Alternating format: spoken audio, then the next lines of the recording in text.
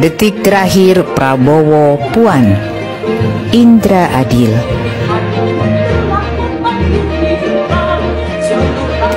Saat ini para tokoh yang terlibat langsung dalam penentuan pemilihan Presiden Republik Indonesia tahun 2024 mendatang menghadapi kerumitan di luar kendali mereka. Jokowi tetap dihantui karir mentok yang menghambat kenaikan posisi tawar terhadap siapapun. Jalan di hadapannya tinggal jalan menurun. Ganjar sudah lepas dari tangan Jokowi sehingga tidak bisa diandalkan sebagai pelindung saat dirinya lengser. Apalagi Megawati mengawal ketat Ganjar agar tidak berkiblat kepada Jokowi kembali. Karena kembalinya Ganjar kepada Jokowi bisa berarti hilangnya Trah Soekarno dari peredaran perpolitikan nasional. Sementara Anies tetap melaju yang membuat Jokowi harus mengeluarkan jurus terakhirnya untuk mencegat Anies maju sebagai capres. Salah satunya dengan menangkap Johnny G. Plate sebagai tersangka korupsi. Bisa saja ini akan merembet ke menteri-menteri Nasdem lain, bahkan bisa ke Surya Paloh. Sesungguhnya Megawati menghadapi persoalan pelik. Keterlambatan penentuan Ganjar sebagai capres membuat faksi anti Ganjar di PDIP sudah terlalu mengakar dan sulit dibalikkan kembali.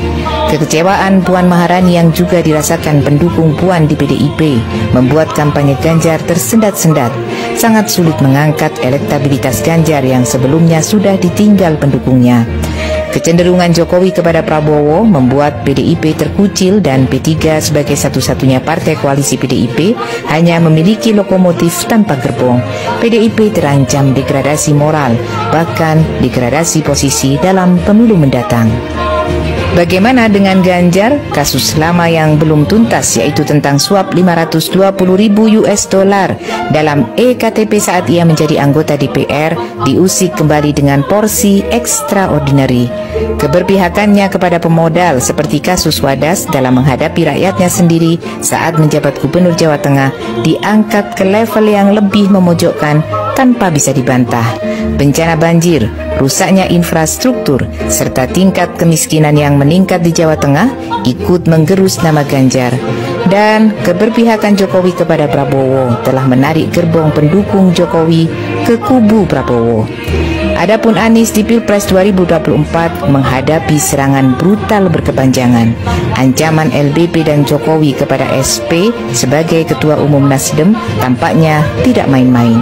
Tindakan menghancurkan Nasdem lewat penangkapan tokoh-tokohnya akan berlanjut terus sampai Nasdem mencabut dukungannya kepada Anies Baswedan. KPK tampaknya menunggu momentum untuk memperkarakan Anies dalam kasus-kasus korupsi selama ia menjabat Gubernur DKI. Sementara Partai Demokrat dihantui ancaman Muldoko yang mungkin bisa bersinergi dengan mantan napi koruptor Anas Urbaningrum.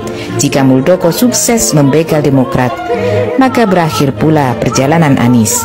Prabowo adalah satu-satunya capres yang diuntungkan oleh kemelut yang melanda tokoh-tokoh yang terlibat dalam percaturan politik busuk negeri ini. Bahkan di menit-menit terakhir bisa terjadi Megawati mencabut dukungan terhadap Ganjar yang ternyata menjadi macan ompong dan memindahkan dukungan kembali kepada Puan Maharani untuk menjadi cawapresnya Prabowo. Kita tunggu saja.